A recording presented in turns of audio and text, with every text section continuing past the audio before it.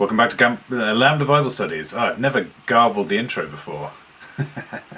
That's for everything. I'm getting too comfortable.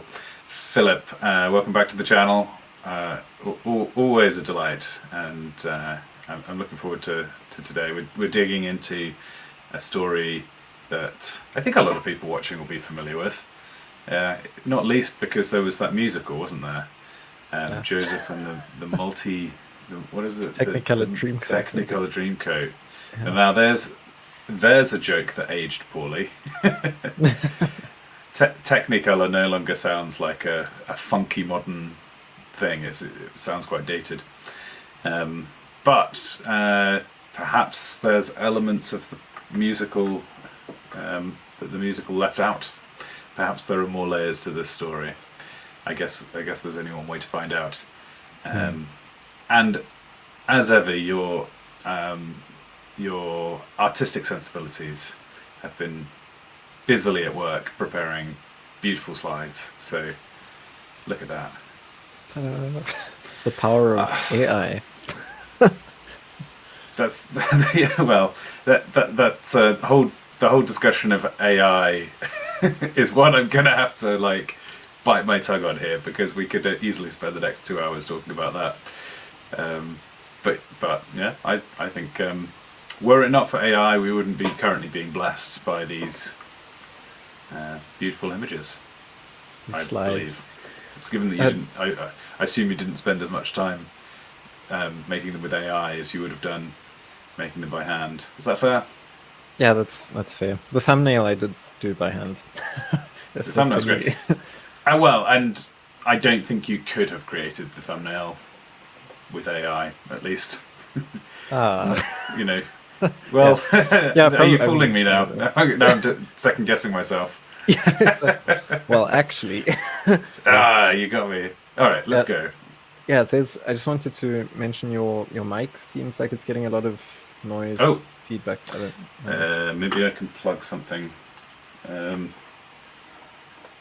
Like your latest gym routine. 1, 2. Is it sounding like it's clipping, like it's too loud, or is it sounding like? It's more like there's noise in the background. Noise in the background.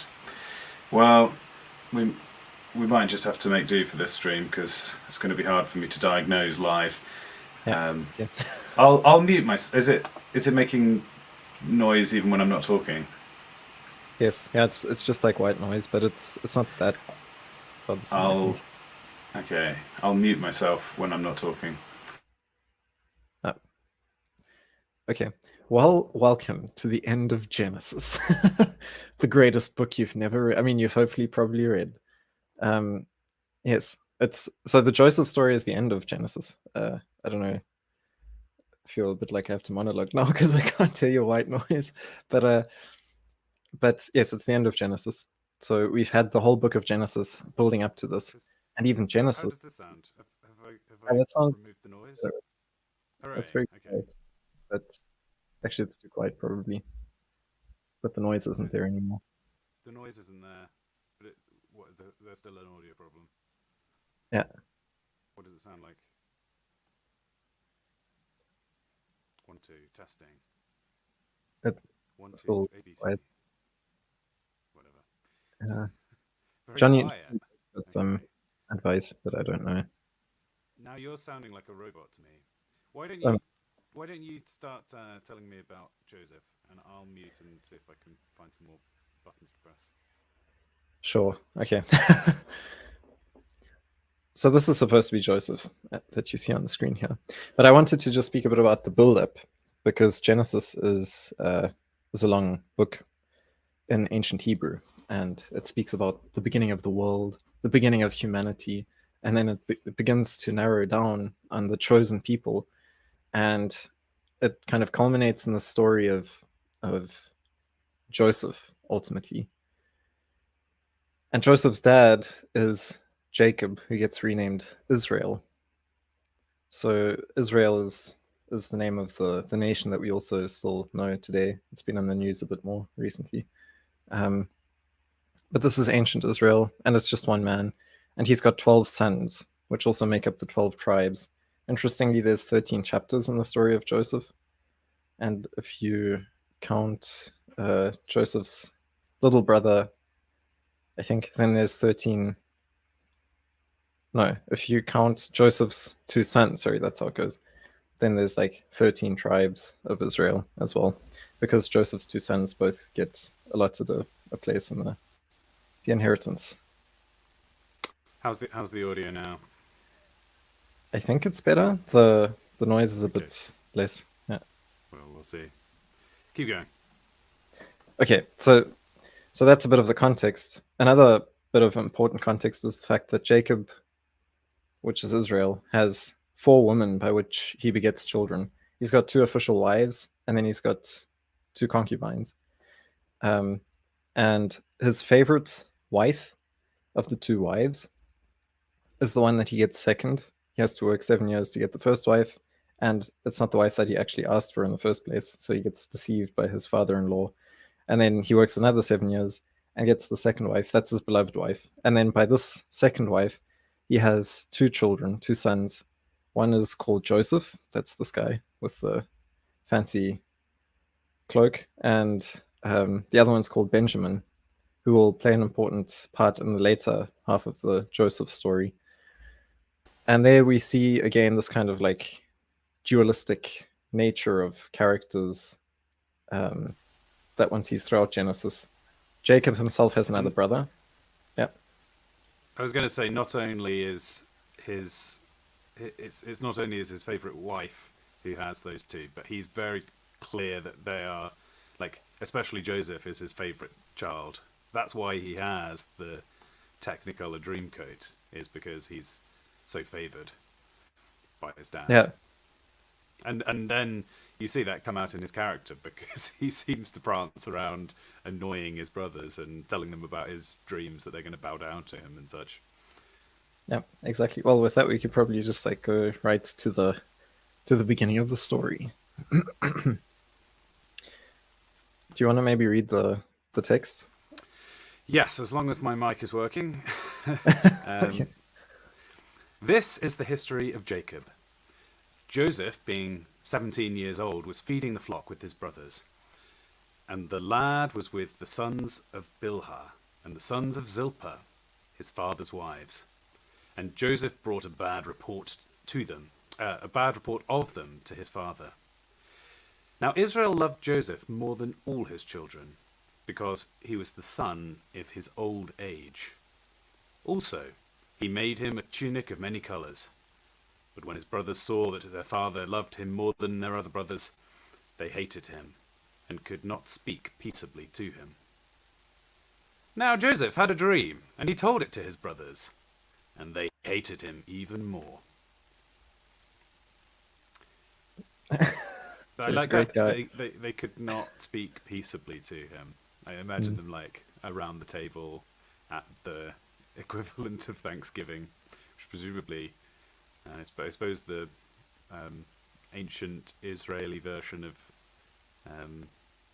I was going to say would be Passover, but obviously that doesn't happen yet, does it? Yeah. I don't know. No, not yet. Let's assume they see each other fairly regularly as a family, but they are very much not on speaking terms with Joseph, so it's kind of awkward family dynamic. Yeah. In ancient Canaan, every day is Thanksgiving. No. Yeah. But it's All right. interesting because like the 2 wives that Jacob has, they're like favorites, or there's one favorite. Then between Jacob and Esau, there's also a favorite in the eyes of God, also in the eyes of Isaac, their father. And then Isaac has a half brother called Ishmael, whose children will play a role in this story. So you've got this, and then there's Cain and Abel in the beginning of Genesis. So you've got this kind of like 2 brothers dynamic, or 2 characters dynamic in the case of Leah and Rachel. Am I right that there are claims from Muslims that they are somehow descended from Ishmael? Yeah. I feel like I need Yeah, to fact check this. Yeah, you do that. But as far as my knowledge goes, that's the case. As in, that's how they trace their lineage back to Abraham and legitimize their own religion. Yeah. That the Yeah, Arabic interesting. tribes were descended from Ishmael or something along those lines. So then, yeah, you hear about Ishmaelites at other points in the Old Testament. Mm. And yeah, okay. Yeah, Interesting. so that's also really cool because you've got kind of the origin story of all of these nations that you're now coming into contact with again and again, but they've been given some breathing room to develop on their own in some dark corner, and now they're resurfacing, and you're engaging them in the history of the Bible. In fact, is it Ishmaelites who carry Joseph off? Sorry to skip ahead, but maybe Yeah, we'll that's find out fine. when we get there. Yeah, exactly. We'll still get there, so I think we can leave it for then. I was just wondering, like, this intro, is there anything that stands out to you? I mean, there's the rainbow that I find quite interesting, or the many colors. It's often portrayed as being a rainbow. That's why I've taken that up, because I think there might be a motif there. But Is this Joseph supporting Pride? He was I a think very no. early adopter.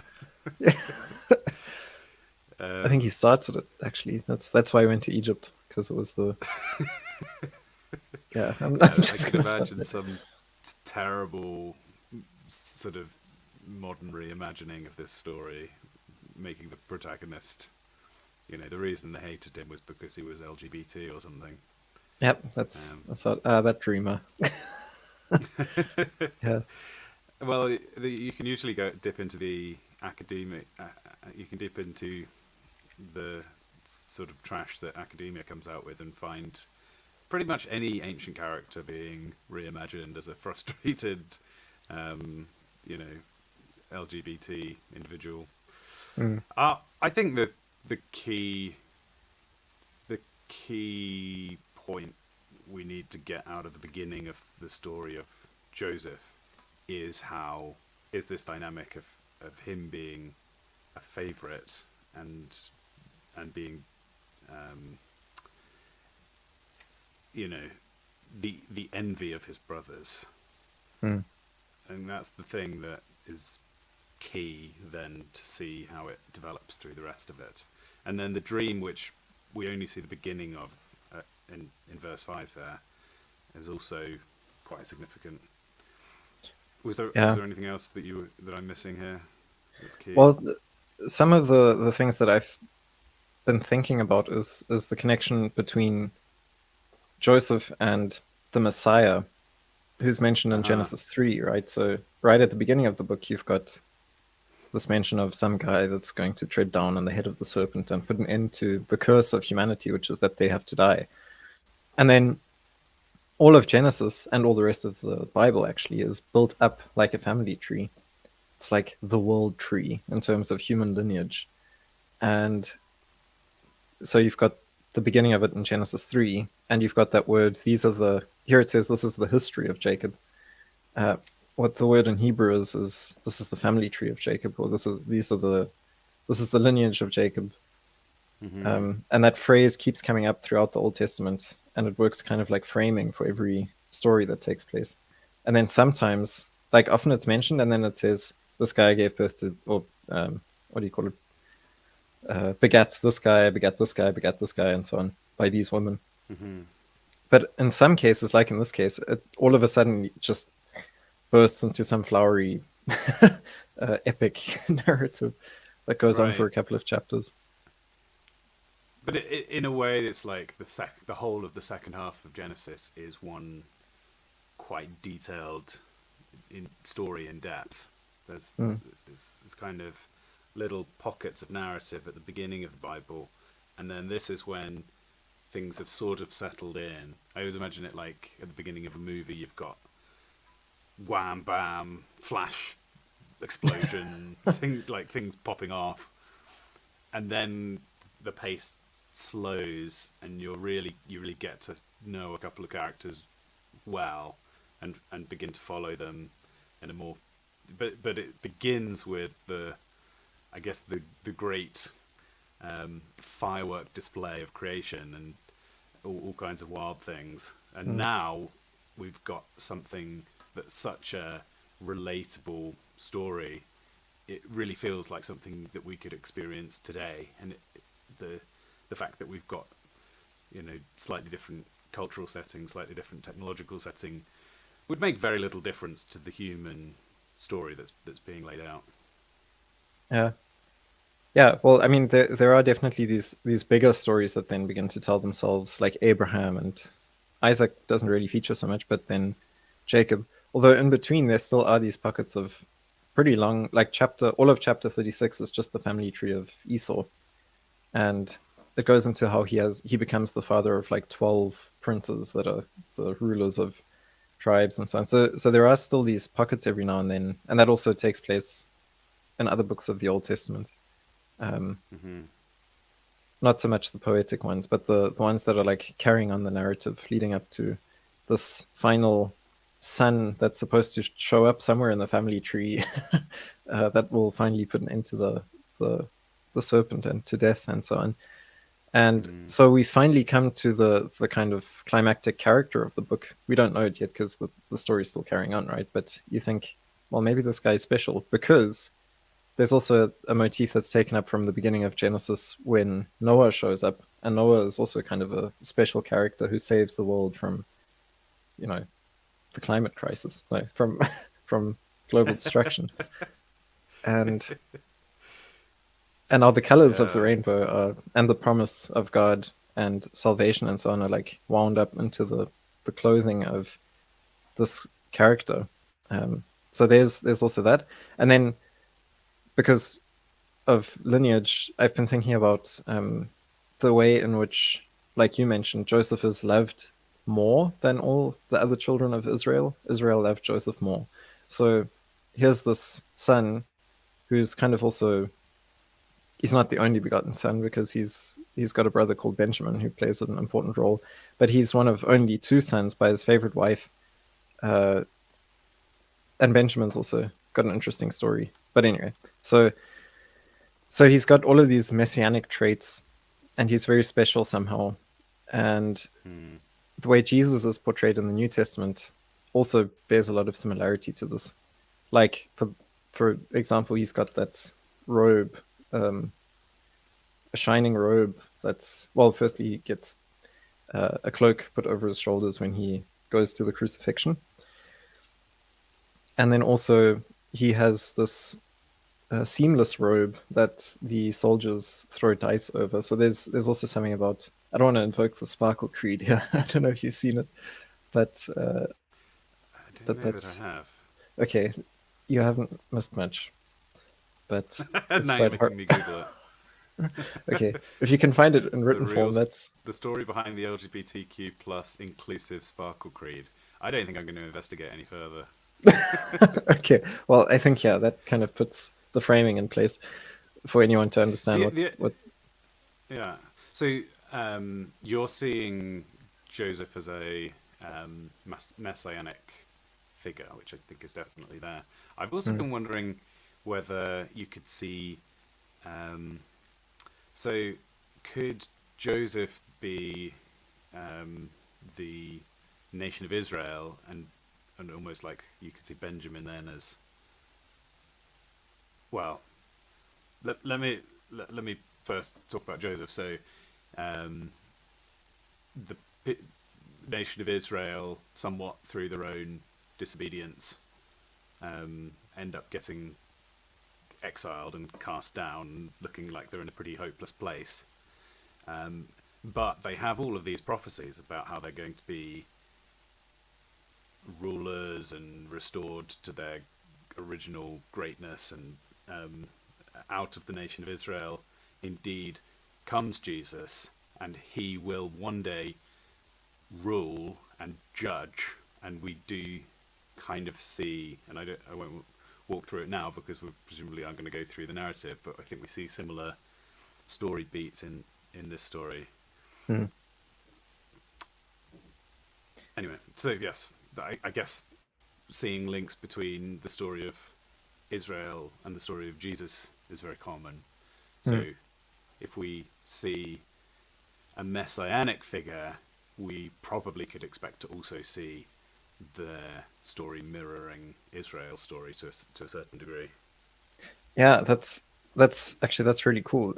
Like Jesus going to Egypt after he is born, fleeing Herod and so on. Joseph also heads off to Egypt, which we'll get to. Another thing, yeah, sorry, I highlighted it here in the text as well, and I find it kind of cool because it portrays Joseph as being an angelic figure of sorts. Is the fact that he brings a bad report that comes up a couple of times in this text, that he like, brings messages to his dad about what his brothers are doing, or his dad sends him out to like speak to his brothers. That's what happens in the story. That he then eventually gets sent out to see what his brothers are up to out in the field. And then his brothers take him, they take off his shiny robe and they throw him down in a dried up well and they want to kill him. But then Reuben, who's the eldest of the brothers, he says, wait, let's not kill him. We don't want to put that blood on our hands. Let's just leave him in the well for a while until he's learned his lesson, and then, we can send him back to dad. And maybe he'll be a bit humbled. But then while Reuben is out and about looking after the sheep maybe or something, and the other brothers are still eating, the Ishmaelites come along. And then Judah, who is a very prominent brother, and he is going to play an important role at the end of Genesis, and for the rest of the history of Israel, he says, well, let's sell him. Then we don't have to kill him. No blood on our hands, but we've finally gotten rid of the guy because he's just causing our lives to be a pain. So they sell him, they take his shiny robe, and they smear it with blood, which is also kind of Christological, that the robe we are covered in has been washed in the blood of the Lamb.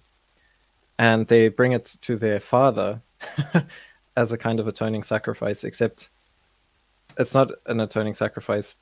It brings great pain to their father, Jacob, and he wants to just die and be with the son whom he loved so much, which is also kind of like Jesus, who comes down to us, who is willing to die for our sake and even go into hell to save us from hell and damnation. Although his descent into hell is one of victory, I would say. So there's a lot of that. I went ahead and went to chapter 38 next. I don't know if you still want to look more at the context in 37, or if you want to move on as well. Yeah, this seems like a good time to move on, I guess. Do you want to read this one? Sure.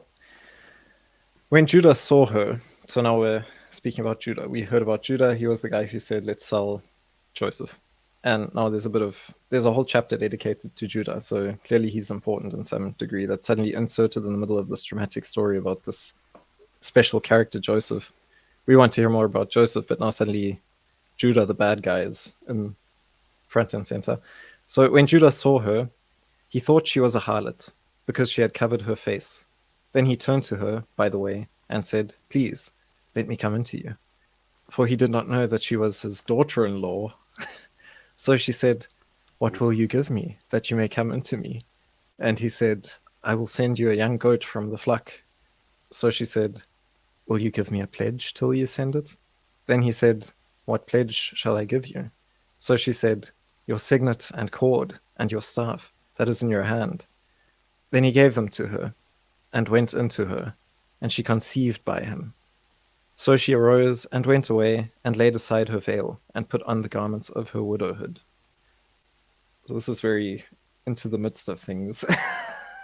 I don't know if you know this story, but yes, I'm familiar right with it. Drama. I note that they didn't include this bit in the musical for the West End, the kind of child-friendly.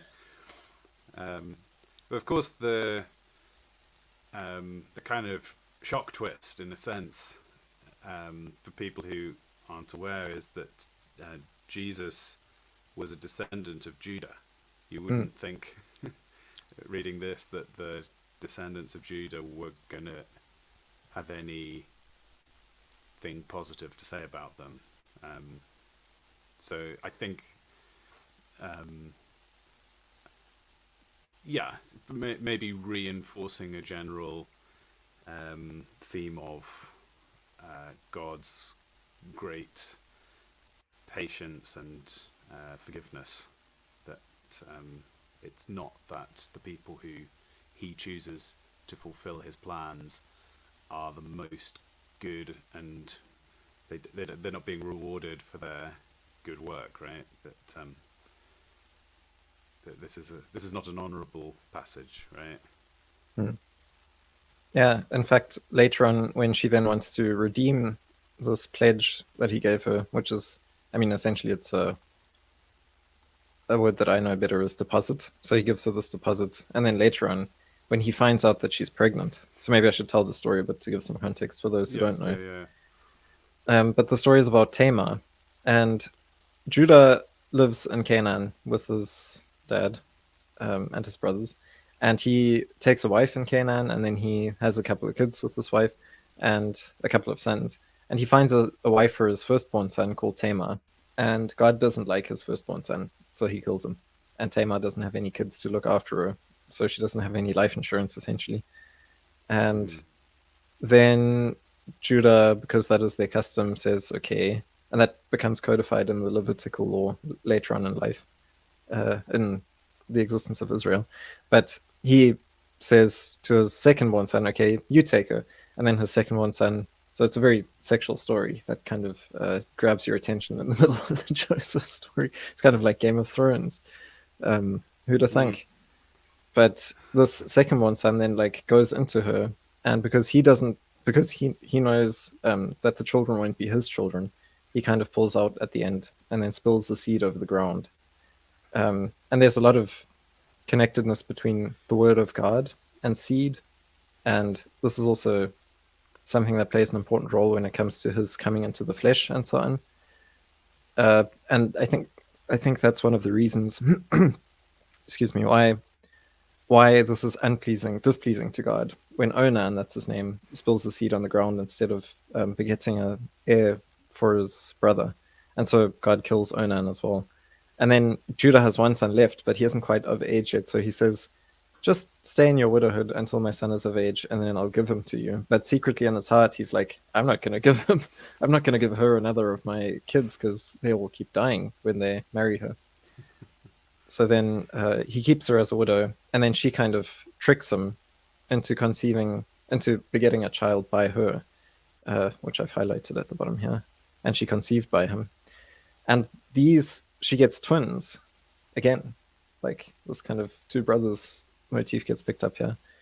And by one of these twins, the lineage is continued, and Jesus, his family tree actually comes out of these twins, which is also very interesting. So I can recommend reading a bit more of Genesis 38 as well. It's like a mini version of man's sinful rebellion, that seems like it's going to thwart God's purposes, but actually you see how God is in control all along, and that's the headline of the whole story of Joseph, but it's also the headline of this episode that, as you say, is just kind of right in the middle of, it's like an aside, and it's also almost a reminder of not only was God weaving Joseph's story, but he was across the face of the earth, making everything happen. Yeah, that phrase comes up a lot as well, that the Lord is busy working through Joseph's life. So I think that is definitely like the headline of his story.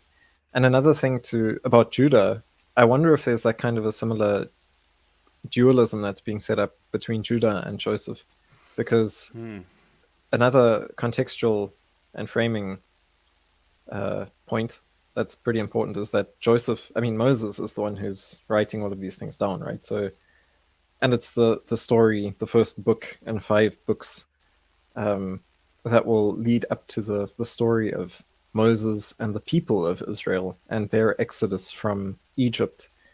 And so this is also telling the story of how they got into Egypt in the first place. But everyone that's listening, or everyone that knows the story, everyone that reads it afterwards, they already know that Judah is the one from whom kings will descend, and he is definitely one of the most important tribes, even during the time of the Exodus. So even though Moses doesn't come from the tribe of Judah, he comes from the tribe of Levi. Joseph doesn't come from the tribe of Judah, obviously, because Judah is his brother, so he has his own tribe, and that's why one might be a bit confused when one hears about this messianic figure who isn't Judah or who isn't from Judah, if one is an Israelite in the time of the writing down of the story or whatever. So there's like interesting tension that builds. But with that, I think we can move further south into Egypt, unless you wanted to still say something. Sorry. Yeah, no. I was just wondering about whether, again, you could see Judah as representing the like the spiritual seed of Abraham, and Joseph as representing the physical seed, if you see what I mean, like the Jews versus the Christians. That there were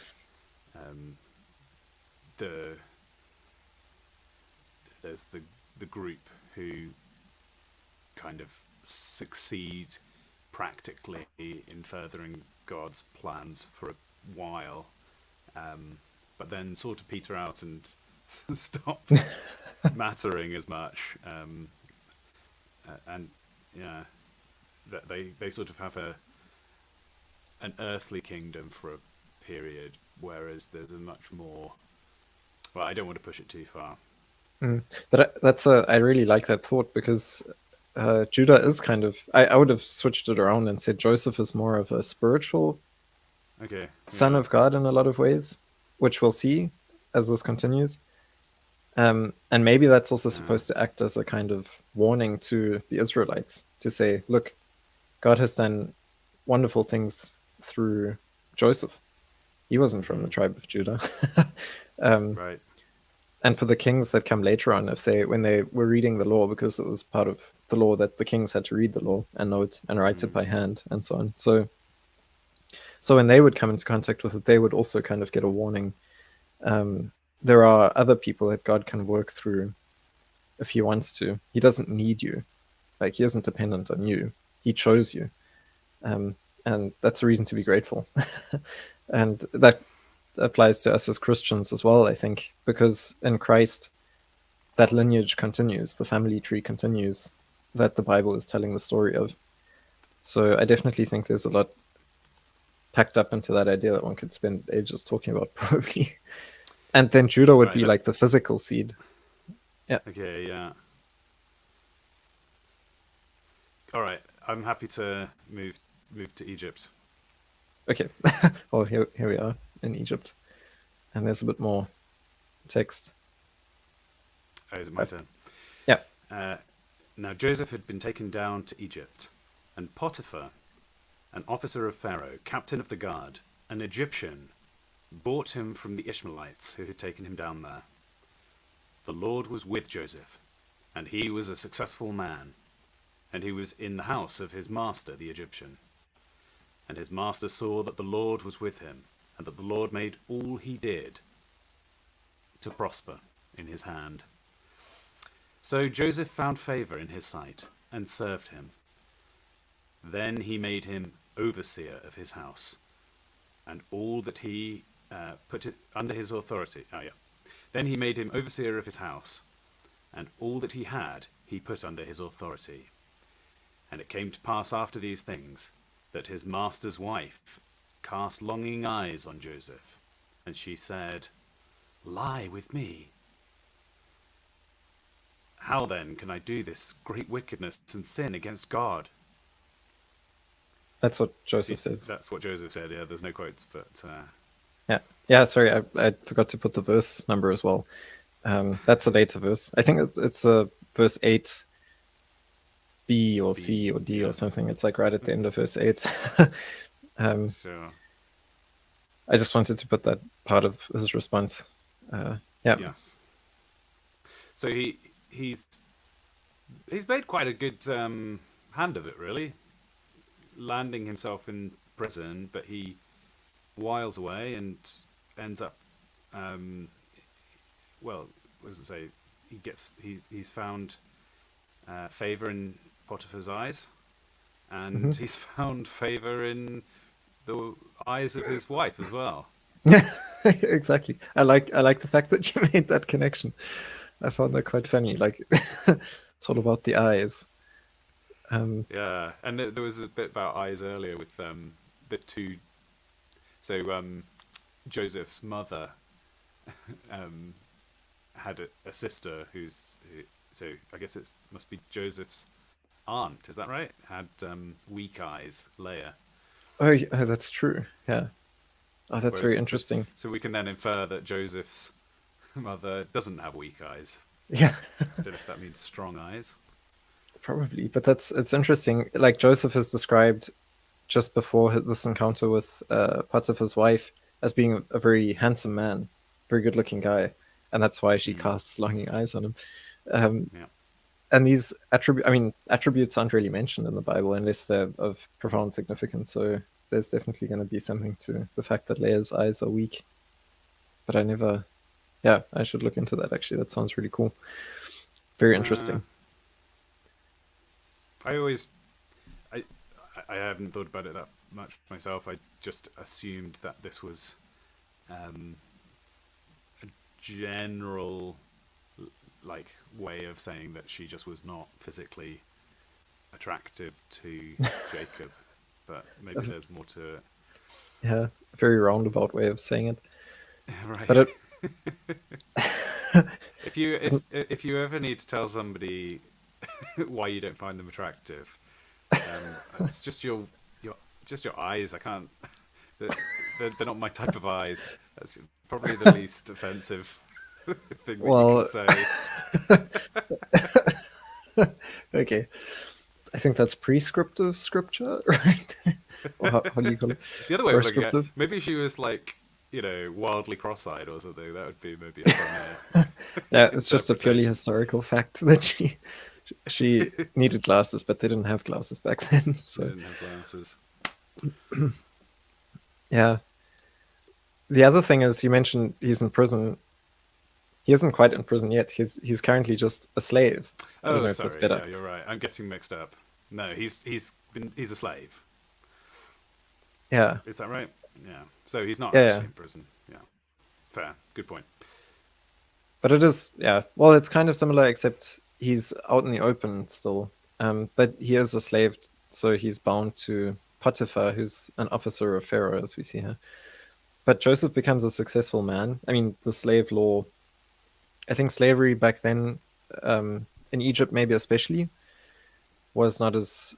It's not like when you think about the slavery in the United States on the cotton fields or something. It was a different kind of contract relationship that you had with them. Like it was also a way of surviving in the world because it was difficult. You couldn't just go to the supermarket on your minimum wage and buy the bread you needed for the day.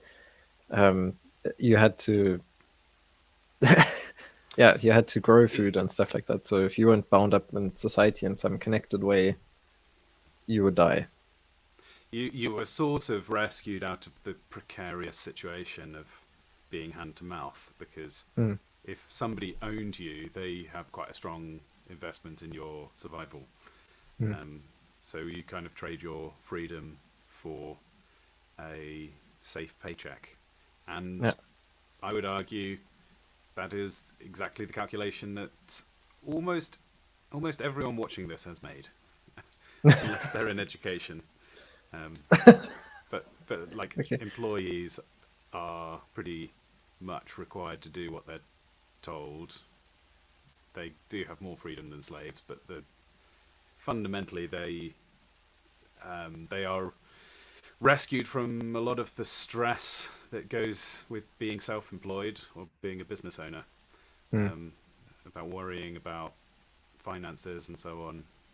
But on the other hand, you are quite limited in how much individual autonomy and success your successes are not worth quite as much as a slave as they would be as a free man. Yeah. Yeah, and here, I mean, there are still indications that you have honor and things like that, worthiness, I don't know, in society, like human dignity, because I think one sees that in the legal codes that one has out of these times as well, that there is still human dignity ascribed to these people, but it's like social role needs to also be recognized as different to and subordinate to other roles. Ragblaze is pointing out that it depends which type of slave you were. In this case, Joseph was a house slave, and maybe he had a better deal of it. Mhm. And I mean, he also was pretty. It looks like he was pretty talented, Mm.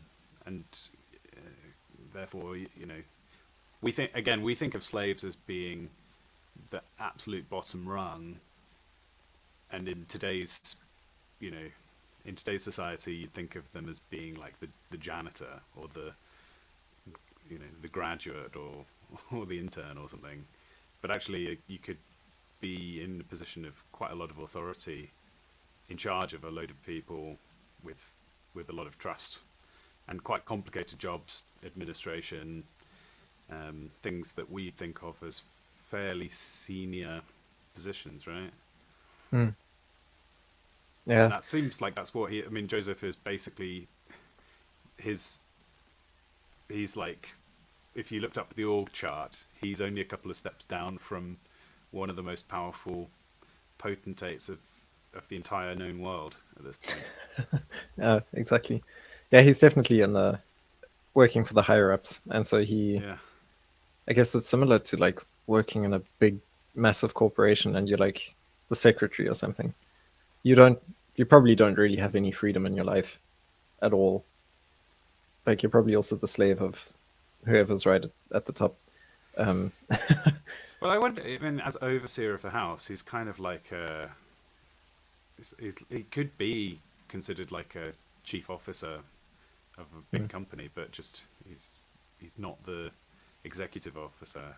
He's the yeah, he's in charge I of mean, operations, COO or something. yeah. Another difference is that people in the ancient world, at least, and even until relatively recently, like a couple hundred years ago, I imagine, depending on where you were as well, maybe even today in some places, but you can literally, I mean, it's definitely like that today in some places, but you can like own another human being.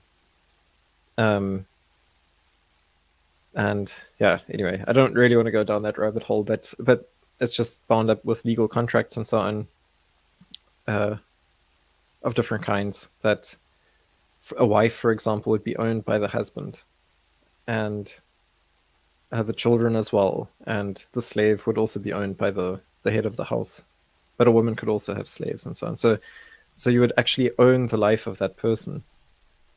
And sometimes the person owed you their life because they went into debt with you, for example. Like you've got the parable in the New Testament where there's that guy that goes to the king and he can't pay his debts, and then he pleads with the king, and the king says, "It's okay, I'll cancel your debt completely." And then he goes and he demands from his neighbor to that his neighbor pays his debt. As in, the guy who was relieved of his debt goes and demands that his neighbor pays his debt. And then, yeah, the king hears about it and throws him in prison, which is where Joseph then ends up, obviously.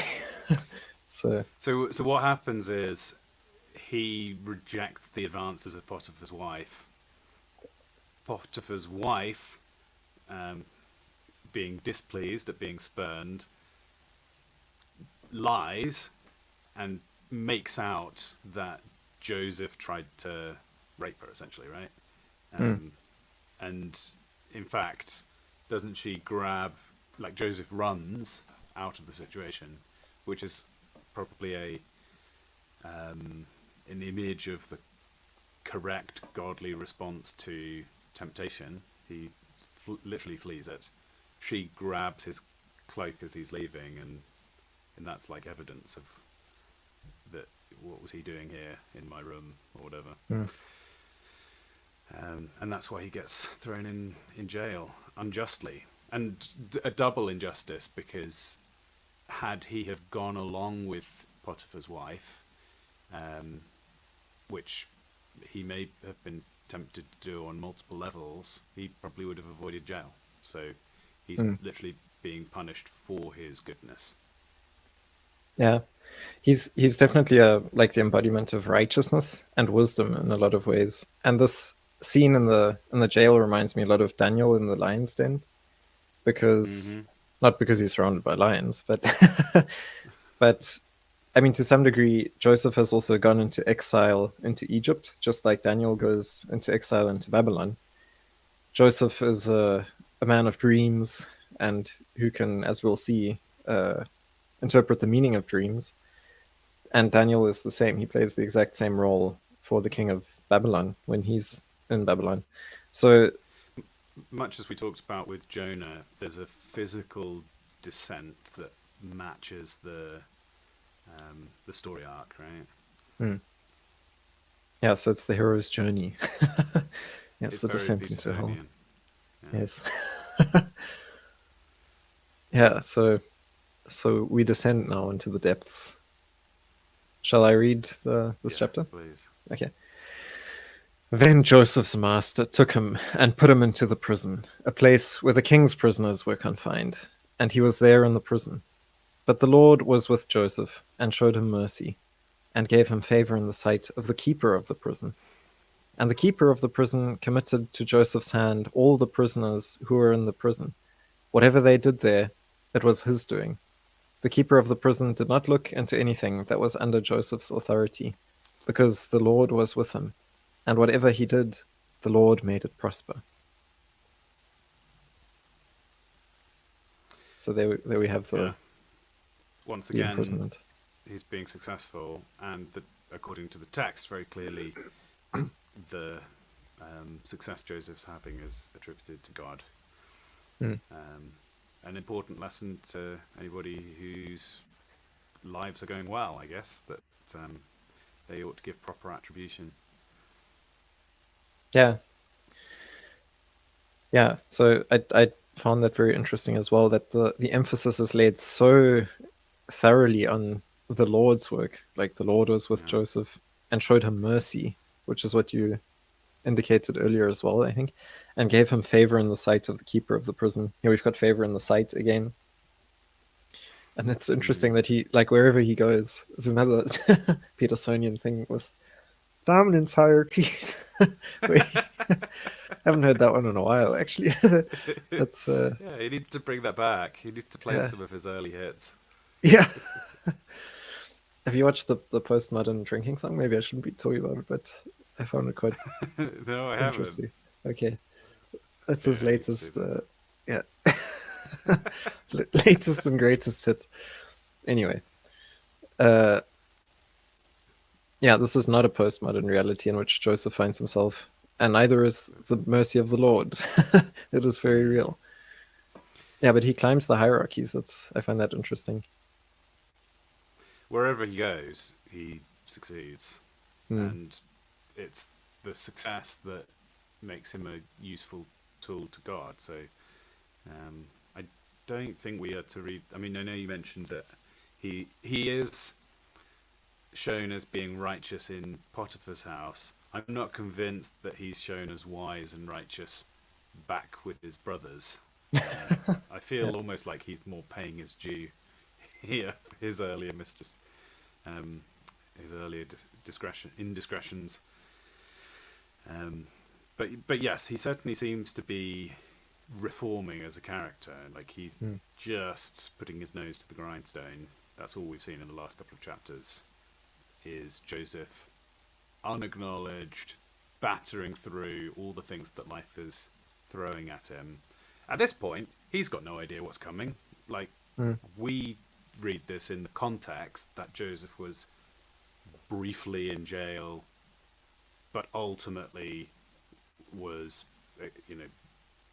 exalted. Spoilers. He was actually a key turning point in the whole story of God's people, in a way.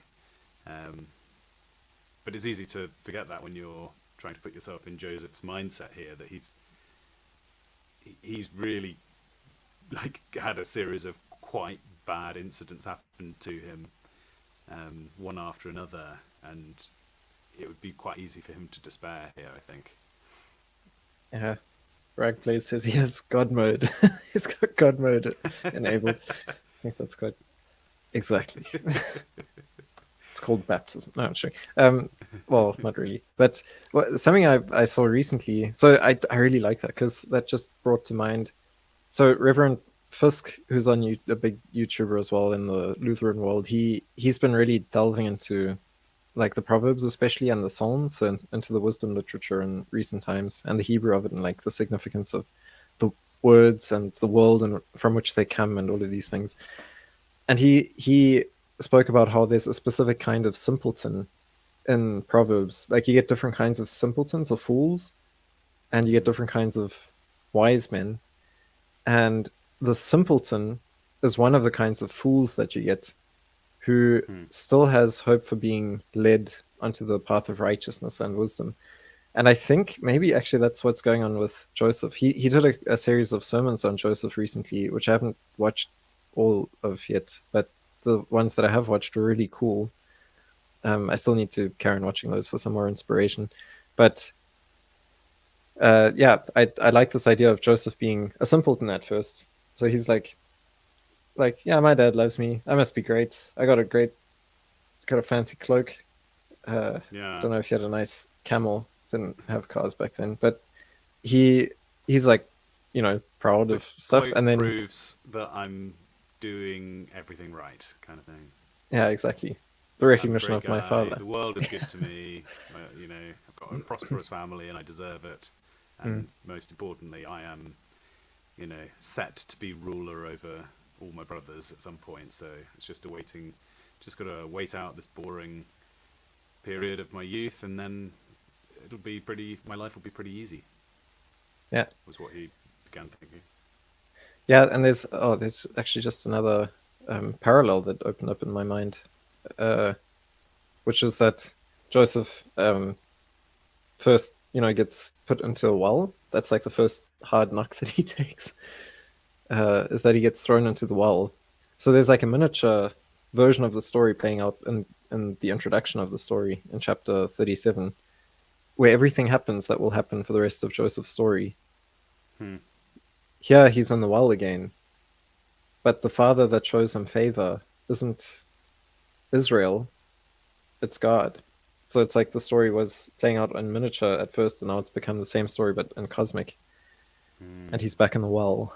I wonder if he thought that while he was sitting there as well.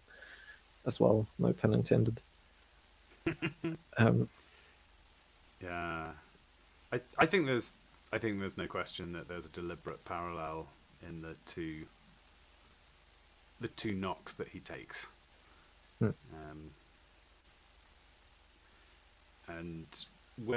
you always find things coming in threes, so I'm wondering, is it Benjamin being enslaved that is the third? It's like if you have like a 1, 2, 3 pattern, because there's, he's chucked in the well.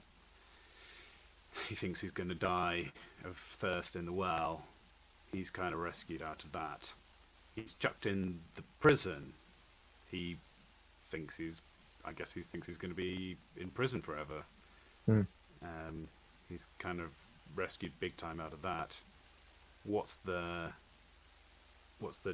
third beat? And it does seem to me it's flip it on its head. Now he's the one putting somebody else in prison. He almost is in God's position of power, where you could argue God put Joseph in the well or in prison, but God never intended for him to thirst or stay in prison forever. God was actually moving Joseph around to teach Joseph a lesson, and likewise Joseph then is using the prison metaphor to teach his brothers a lesson. Yeah, that Not is to jump really ahead. interesting. Yeah, I mean, he does weep a lot in that part of the story. I guess we should speak about how he gets out of prison. So we've Yeah. seen him in prison. He does some more dream. He uses his special power. Yeah, his Or superpower. more to the point, because once again, this is something Andrew Lloyd Webber seems to miss. He is given interpretations of dreams by God. Yes, oh yes, yeah. Yeah, you've mentioned this before, I think. But yeah, so he gets dreams given to him by two of his co-sufferers, I guess, the prisoners with him in the royal prison. He interprets them. One of them is bad news. The guy's about to get executed. The other one is about to be freed. And he says to that guy, "Remember me after you get out of prison." And it was at the cup bearer gets executed and the baker is released. It's the other way around. Yeah. The cupbearer then, who gets released, forgets about Joseph for absolutely ages. Just completely slips his mind. He's just busy being free. Thanks, man. Sorry. It's like, anyway. But the pharaoh has a couple of dreams, and nobody can figure out the solution to the dreams. And everyone in there, the cupbearer is thinking, if only I knew someone who was good at dreams. Yeah. And then he goes, "Oh yeah, Joseph told me my dream, and he was correct. Maybe he can help out in this situation." Do we want to go over the specifics about the 7 years? It might be worth. Do you want to explain about what the dreams said and what they ended up meaning? Yeah, so I mean, maybe we can, in summary, kind of take a look at all the dreams that have shown up so far. So Joseph has two dreams in the beginning of the story, and then in chapter 37, and then the cupbearer and the baker also each have a dream. So we've got Joseph having two dreams, and then in the middle we've got two people having a dream each, and then Pharaoh has two dreams after that. So Joseph and Pharaoh are put very close to each other, and then you've got these two other characters. Again, kind of like, I mean, there's three parts, but there's always like kind of dualisms with the character. I don't know if dualism is, or dichotomy maybe is a better word. But Joseph in the beginning dreams about the sheep, like he and his brothers are out cutting sheaves of wheat, and then his sheaf of wheat stands up straight and tall, and all of the sheaves of his brothers bow down to his sheaf, which is a pretty obvious dream. Everybody knows what it means, and that's why his brothers hate him. And his dad is also, well, I think at that point his dad is still like, that's Joseph. He's such a great kid. Wow. Cutting sheaves in his dreams. Yeah. And then Joseph has another dream where the sun, the moon, and the stars all bow down to him. And he's like the morning star or something. And then all of a sudden, Jacob, his dad, is like, wait a minute. You can't say that. A little too far there, Joseph. Yeah, come on. But the text also says he remembers it in his heart, so he's kind of like still a great kid, though. No, but is he? I always am a bit conflicted here because they do turn out to be accurate prophecies. So I suppose in a sense we are to assume they were from God, and he wasn't wrong to understand them. Was he wrong to tell other people about them? Are we to infer there was something in his manner that was wrong, or is he actually blameless in that whole situation? You know, he was actually merely passing on a correct prophecy, and people were jealous of him, inadvertently causing it all to happen. Well, what I find interesting is the role of the prophets in the Bible, because they do this. They kind of act without wisdom and are made victims for proclaiming God's truth. So what he has revealed also sometimes in dreams or in visions. And they end up kind of like in the parable of the naughty vineyard tenants. Yes. I don't know, I keep forgetting what it's called. The prophets get killed by the tenants. And in a similar way, Joseph doesn't quite get killed, but he also kind of gets sent to his death, and his bloody robe is brought to the father. So he plays a similar role to the prophets. But then at the same time, you've got Solomon's Proverbs, which teach you about wisdom, and they speak a lot about how to avoid making people angry, or how not to behave around people that are angry. Or like there's a great one. I'm going to paraphrase it because I can't remember it verbatim, but it's like, if you beat milk, butter comes out. If you beat a nose, blood comes out. And if you Wow. beat an angry man, it's a fight or something like that. That's just like one of the many proverbs Yeah. Yeah. where As it's in, you know what's going to happen if you beat butter. It's predictable. Don't Yeah. be surprised. If you beat an angry man, just be aware of what is inevitable. Like yeah, don't claim that you didn't know what was going to happen. Yeah. yeah, and yeah. So So he yes, goes, if you've clearly got jealous, angry brothers, maybe keep your dreams to yourself, Joseph. yeah, yeah. There is that, and yet the interesting thing is, because he proclaimed them, they became true, Yeah. and that taking place, he is proven by the law of Moses. Then, because there's also a specific subsection, paragraph, whatever, about prophets. And how to recognize prophets. And according to that, Joseph is then also proven to be a true prophet, because what he says becomes true. Yeah. So, yeah. So that's Joseph's dreams in the prison. Do you remember the dreams of the prisoners? Cupbearer and the, what was it, baker? It's on the tip of my tongue. Remind me. Yeah, it's well. The thing is, I'm not so sure what the numbers were, but so the cupbearer, first, Joseph is in charge of all the prisoners in the prison, right? So he's the dungeon master, essentially. Yeah. And the reason the dungeon keeper wasn't looking at what he was doing is because they were playing D&D all day, probably. That's how I imagine it. Presumably. Yeah, Version -700. BC. Yeah. So he They then were both connected to their jobs in some way, weren't they? The yes, dreams. exactly. Yeah.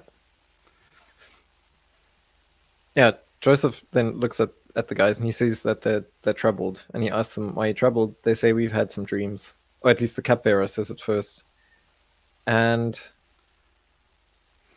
I don't know if have you looked it up by chance? Maybe we should look okay, at I'm the looking text. it up. Yeah. So the cupbearer says, "In my dream, I saw a vine in front of me, and on the vine were 3 branches. As soon as it budded, it blossomed, and its clusters ripened into grapes. Pharaoh's cup was in my hand, and I took the grapes, squeezed them into Pharaoh's cup, and put the cup in his hand." So basically, he's just having a like dream about doing his job. Yeah. Who doesn't know that? Like basic anxiety dream, probably. I don't know. Yeah, exactly. He's having the equivalent of like a student dreaming that they're in an exam or something like that. Exactly. And then Well, that's and good to Joseph know. says, right, the 3 branches. See, this is where you know. Okay, if you were given these, I always like to imagine. Could I have sussed out these dreams? There were 3 branches. What do the 3 branches mean? And Joseph says, the 3 branches indicate 3 days. Within 3 days, Pharaoh will summon you back to the palace. And then there's this phrase, Pharaoh will lift up your head and restore your position. And I believe then there's the lifting up of head. That same language is then used again, right? Oh, for the for the baker. For the baker, if I remember correctly. That could be, yeah, that would be quite funny.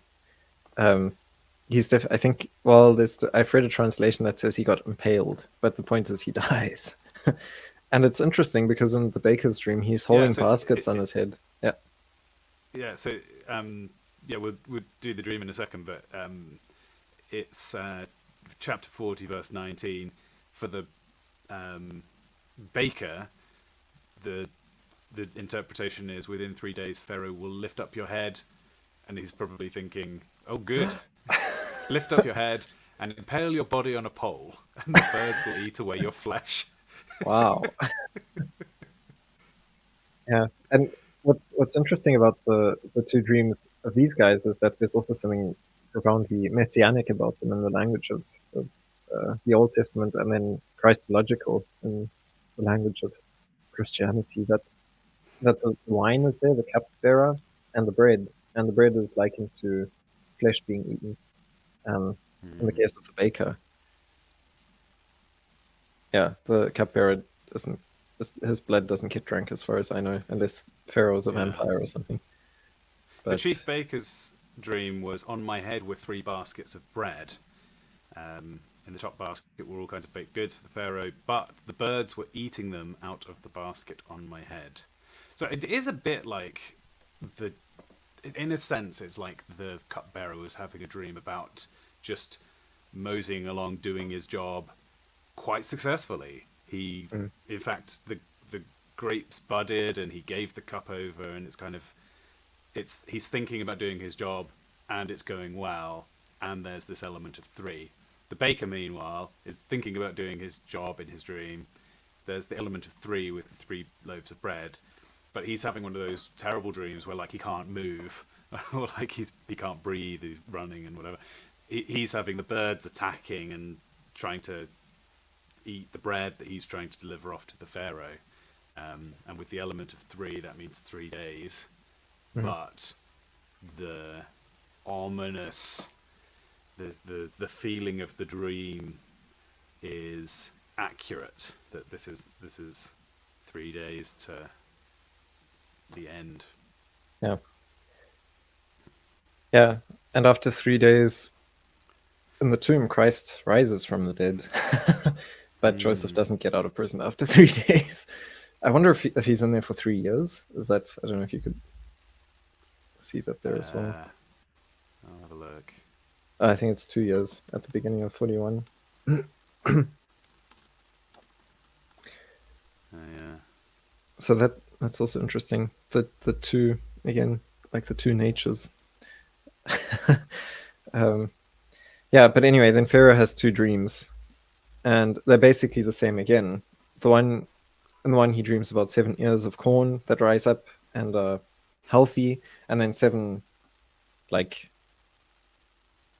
corrupt, or 7 thorn branches or something come up and choke the wheat and destroy it. And then he has another dream which is the same in meaning, which is that there are 7 hungry, like well-fed, nice, healthy-looking cows, and then out of the Nile, I think 7 like undead cows come, and not quite, but they're like very hungry, starved cows, and they devour the 7 good cows, and they don't get any fuller. Yeah. And then Joseph is called upon eventually, because the guys finally remember after 2 years. Oh yeah, well, the cupbearer remembers. The baker's dead. And Joseph interprets the dream and says there are 7 good years that are going to come, and then 7 bad years of drought that will follow. And Pharaoh is, I think Joseph maybe even tells him the dream, but I might be confusing that with the Daniel story. But here, Pharaoh rewards Joseph then as well. I've forgotten who has to read. Sorry, I was busy fact-checking whether Joseph does indeed tell Pharaoh his dream. Notable, by the way, chapter 41, verse 16, when asked if he can interpret it, Joseph explicitly says, "I cannot do it." Joseph replied to Pharaoh, "But God will give Pharaoh the answer he desires." That's awesome. Yeah. I really like Joseph for that, but anyway, sorry. Yeah, I think I think that's why everything he does through most of the story is pretty on point. It tends to be that the story is told as a bit of a moral allegory. Watch out for boasting, and I'm not sure that's correct. I'm just a little suspicious that we try to make the story about how Joseph kind of got his comeuppance, and I'm wondering if that's not really Yeah. in the text, you know.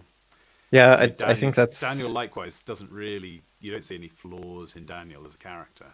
Mm. He's not like going through a character arc. The story. I mean, the protagonist, I would argue, is God. Yeah. If you want to find somebody. Sorry, I must be reading this. Then Pharaoh said to Joseph, "Inasmuch as God has shown you all this, there is no one as discerning and wise as you.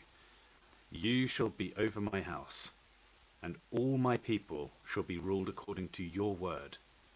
Only in regard to the throne will I be greater than you." And Pharaoh said to Joseph, "See, I have set you over all the land of Egypt." So they implement Joseph's suggestion based on Pharaoh's plans, Pharaoh's dreams, right? That is, we're having a bit of a bumper crop in the immediate medium term, but we're going to store it all up. And then there's going to be famine. Because we've got all this stored up wealth, not only will we survive, it actually ends up that the state of Egypt ends up owning, it's like a giant public acquisition of goods, because loads of people end up selling their land and various other things to Joseph. So the Pharaoh gets really wealthy off the back of this. It's essentially like he's been given the lottery numbers. He knows the future, and therefore he can bet big on storing grain, which is interesting. And kind of, if this suggestion came from God, again, I remember this story being quite a challenge to my minarchist, like night watchman state views that I used to have. You know, it was like, surely it's wrong for Pharaoh to be owning loads of land. But I actually, I'm no longer so troubled by that.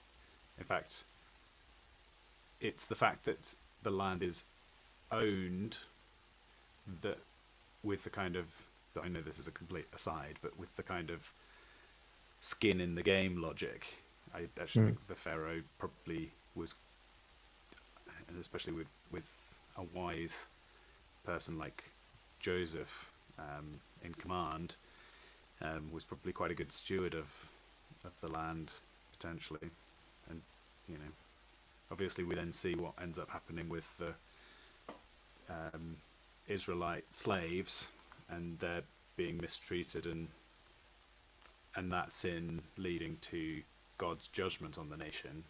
But at least materially, they do seem to flourish as a result of this. Yeah, it's similar to Abimelech or even Pharaoh in the story of Abraham, where he goes, and Isaac and so on, where they go and they live there, and they actually produce a lot of wealth in that place.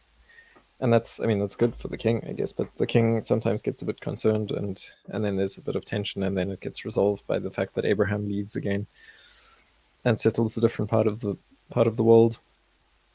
Here there's something similar.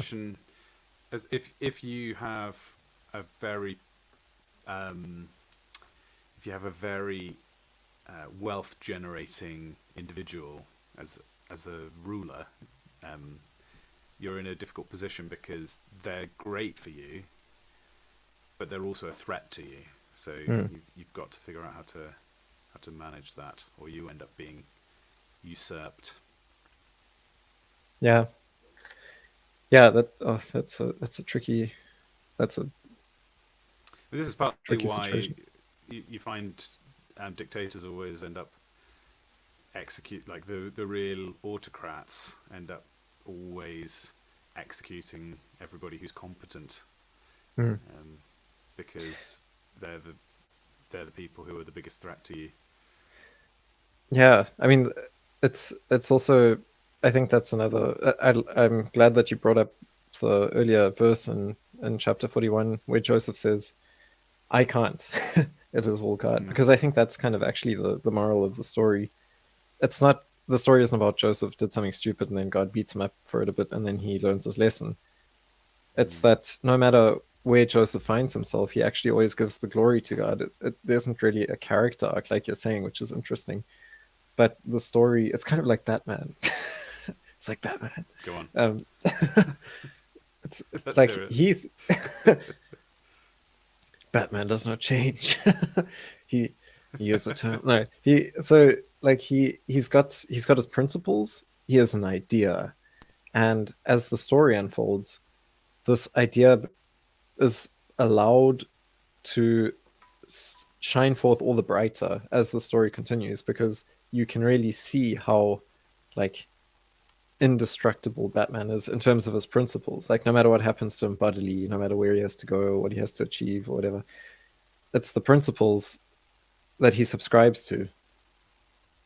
His God, essentially.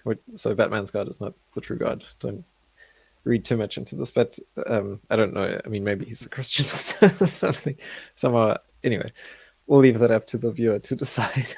but the thing is, he doesn't develop. You just see him prove his principles, and that is also attractive. That's also fascinating to watch and inspiring to watch because yeah, you get to see how well you get to see something that's like certain and firm and reliable, and that is, if anything, that is what God is. He is faithful and true. So that's the real lesson, I think, that no matter what happens, just rely on him. And the more you do that, it's not necessarily that you'll have a great life like Joseph, but you will have something certain and true that even resurrects you from the dead, to pick up that metaphorical way of reading Joseph's rise to power here. Rag's wondering which pharaoh it was.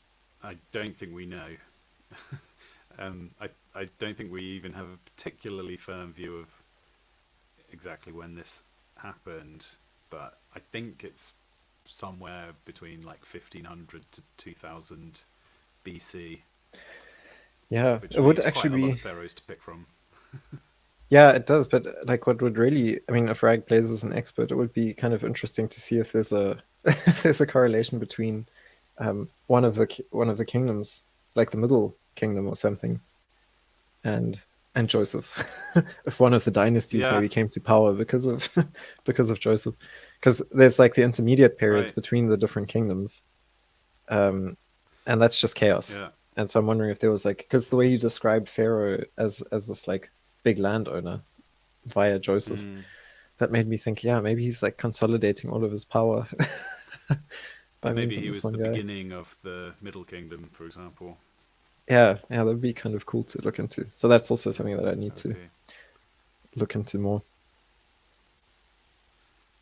All right. Yeah, so that was it from my side regarding Joseph. There's obviously still the whole story with his brothers and everything else, and his father moving to Egypt, but to Joseph's place, and so on. But uh, that is And all. there's a little kind of postscript on the whole story when he moves the rest of his family over, which I think is quite a significant part of the story. Often I find like the parable of the prodigal son or the story of Jonah. It's like it's the little postscript that actually unlocks most of the real, the deeper, less obvious bits of the story are kind of hidden. You can the bulk of the story gives you your level 1 lessons, but for the real scholars, you reach the end and you suddenly, it throws a new light on everything else. So kind of alluded to, but he gets visited by his brothers because of the famine. I mean, they're all starving hungry, so they go to the only place that's still got food. But Joseph's in disguise, well, or at least they don't recognize him at first. So he then kind of sort of plays games with them a little bit. He wants to test their character, I think is how it's portrayed. So he pretends that he suspects them of being spies, and says, "Look, I'm not gonna give you food, and just that easy. I'm gonna keep one of your." Well, there's a bit of a back and forth, right? There's some, he plants the cup in them and accuses them of stealing it, and says, "I'm gonna keep you." One of the brothers, he keeps Benjamin, who, of course, from Jacob's perspective, he already thinks Joseph's dead. So Benjamin is now the only remaining offspring from Rachel. Jacob eventually agrees to come to Egypt himself. So Joseph finally gets to reunite with his dad, and he kind of reveals himself to the brothers and says, "What you meant for evil, God meant for good." Which I feel like is the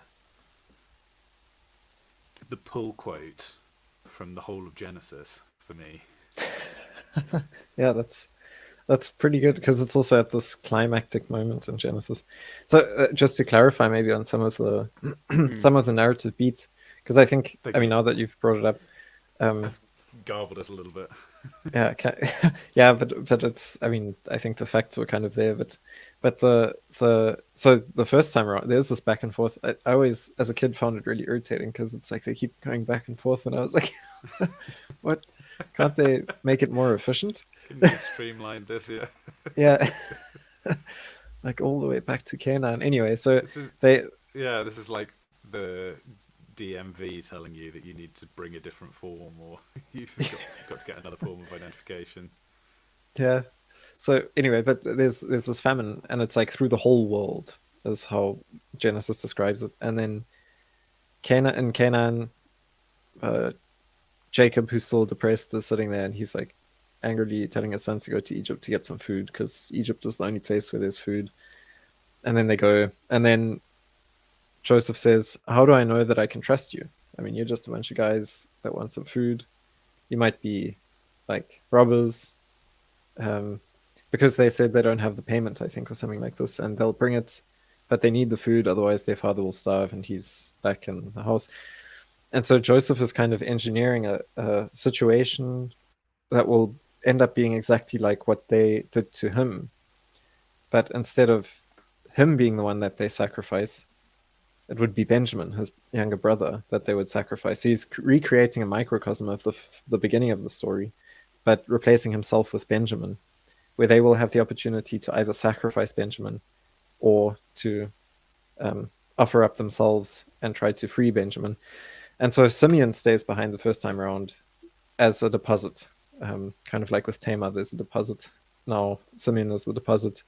And then the brothers go back, and Joseph has said, "I want to see Benjamin, your youngest brother, to see that you are telling me the truth about who you are and all of these things." And then a ransom, exactly. And then Benjamin is brought up after they fight with Jacob a bit, because Jacob is like, "I don't want to let my last favorite son go, because the last one you took away, the last one I sent to you got killed." But eventually Judah convinces him by saying, "Look, basically I'll die if I can't bring back Benjamin. I'll do everything I can in my power to bring him back." And then Jacob says, "Okay, take him." And then Judah and the rest of the brothers take Benjamin, and they go to Egypt, and there Joseph still tests him and says, "I'm going to keep Benjamin now for myself. He will be my slave." And then Judah is the one who confesses to Joseph in private. He goes to private confession and says, "Look, we did all of this terrible stuff. It would kill our father. Rather take me, but don't take Benjamin." And it's in that moment that because of the repentance of Judah, that there was some character development, but on the part of the brothers, on the part of the bad guys in the story, not on the part of the faithful priest who is Joseph in this case. And Yeah. yeah, and then there's a lot of weeping and happiness and so on. And then yeah, Jacob moves to Egypt, and it's kind of like Joseph was representing his father as a priest in a divine way. He was representing his heavenly father to the Pharaoh. He was also representing Jacob, Israel, which is interesting. And then when Jacob arrives, Jacob, who still bears the promise of Noah and Adam going all the way back to the beginning of Genesis, he blesses Pharaoh. So that's also quite a significant moment. Yeah. And then he gets a double portion from his father, right? I seem to remember so before Jacob dies, he gathers all of his children around him, including, of course, Judah and Reuben and Joseph. Were there any other brothers we've mentioned in the stream? Simeon. Simeon. They all get a kind of personalized blessing, which all of them turn out. We don't have time to do it now, I think, but they all turn out to have really interesting fulfillments that you can see through the rest of the Old Testament. But yeah, Joseph is. Were you explaining this earlier, that he kind of his two sons sort of both become tribes? Is that right? Yes. So Yeah. what's interesting is, if I have it correct in my memory, because this is one of the things that I still need to brush up on. I'm just, for background knowledge, I'm preparing to work through the last part of Genesis on my YouTube channel. That's why I want to think through these things Which a bit. everyone should go and subscribe to. Philippocrat. For... now. Yes. Thanks. Yeah, I hope I can do that in the near future, but it's been busy. But anyway, I'm looking forward to working on Genesis. I recommend people just click the bell icon, and then they'll get a surprise video in 6 months or whenever you get around to it. Yeah, exactly. There we go. Wow. Unlooked for. And anyway, no, but so yeah, these promises. Oh yeah, so the oldest brothers, this is interesting because there's the whole thing about the firstborn. The firstborn is supposed to get the inheritance and is supposed to continue the line of the father in a significant way. But in Genesis, despite the fact that this is like codified in the law of Moses and it's the custom and so on, in Genesis it keeps kind of getting flipped on its head. With Isaac, it's still the case, even though there it's kind of strange because technically Ishmael is the firstborn, but he isn't born through the legitimate wife of Abraham. And that's also where I think where Islam tries to get its authority from, that Ishmael is actually the true son of Abraham. Anyway, but Isaac becomes the actual heir then of God's promises.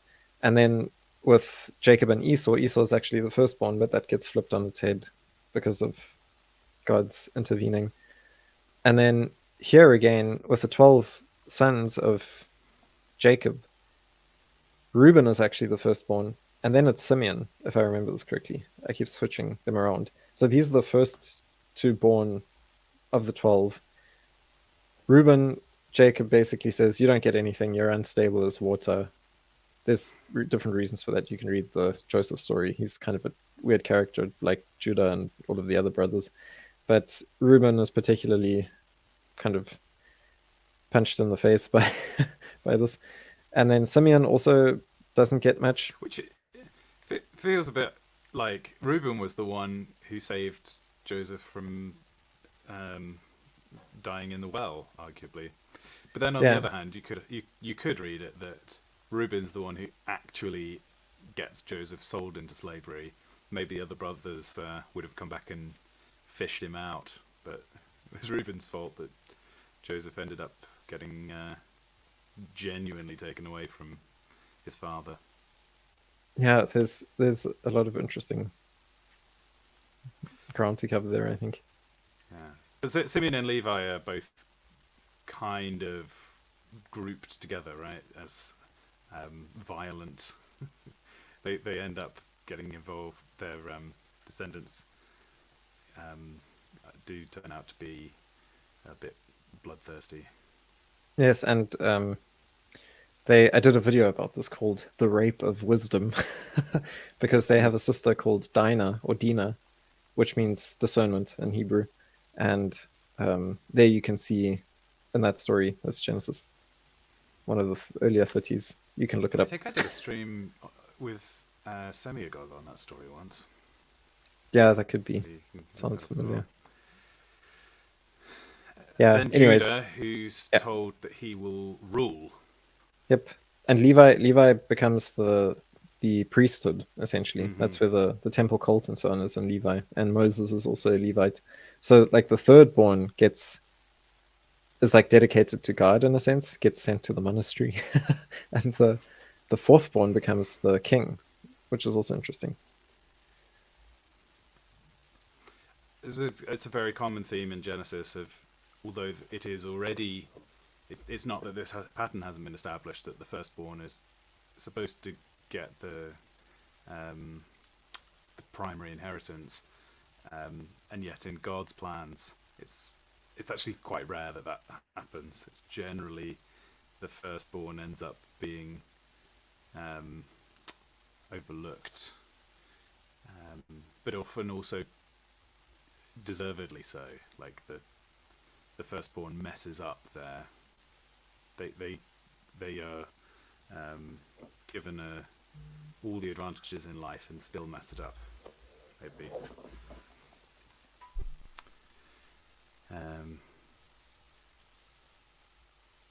But despite getting a double portion, Joseph's tribes don't endure to the end, right? It's Judah's descendants that become the southern kingdom. Joseph's descendants, along with all the other brothers, are all part of the northern kingdom, which gets exiled significantly earlier. So acquiring earthly wealth is of some value and may endure for many generations, but will not be eternal. Yeah. Whereas the scepter that is promised to Judah really is an eternal scepter. It's the descendant of Judah who rules at God's right hand in a sense, and forever. Yeah, and in a way, if you've been baptized, you've been grafted into the family tree of Judah. That's what ties you into the promises that give salvation, because Jesus is the descendant of Judah. From that interesting scenario we saw with Tamar in the desert. All right, I feel like we can wrap it up there. What do you reckon? Yes. Oh, yeah. So the two sons of Joseph, I think they replace Reuben and Simeon in the family, in the inheritance, in a sense. So that was So you where I don't was have trying Judah to with drive it. 13. Yeah. And yes, it's important that you always have 12. I don't know why 12 is important, but it's pleasing to me that it's a highly composite number, so I can only assume that's the importance. Yeah. Great. Well, once again, I recommend type in Philippocrat in your search bar and subscribe to Philip's excellent channel. You probably won't get the right set of vowels, but Well, I've changed it to Phil with one L. So if if only it were that easy. Press F for my for my brain. It's PHIL and then space and then hypocrite. I've changed it to that so that hopefully it's easier to come across, but I don't know. That's a smart move, because even though I've probably typed it hundreds of times, I still wouldn't have known how to spell it. So now it's just two recognizable words. Yes, exactly. Even if one of them is a sort of negative, I mean, nobody wants to be called a hypocrite, right? No, well, no. Or is there a deeper background to it that I'm not aware of? Well, it's the Greek word for actor, but it's not used very Ah. positively by my Lord and Savior Jesus Christ. So for me, it's just a constant call to repentance to not be a hypocrite. Maybe I'll change it one day to Loganthropos, which is like a Ooh, another Greek version of difficult my word to- surname. Yeah, that'll be even more impossible to find. Just really trying Yeah, to you find have the to most type it difficult in. name. Yeah, you have to use the Greek alphabet, Yeah. or YouTube won't won't respond. But as I've often said, I consider this channel to be fighting hard against people finding it. I like to think that the fewer viewers that I have, the more each one is worthy and valuable. Cool, great. Well, once again, I will plug on this Sunday afternoon. I will be having a stream that should be quite fun on the other channel, Lambda Conversations, where I'll be working on this concept for a rewrite or a new story inspired by The Matrix that will be airing during Lambster next year. So Ooh. if you can, join us for that on Lambda Conversations. But yeah, thanks everybody, and thank you very much, Philip. Thank you.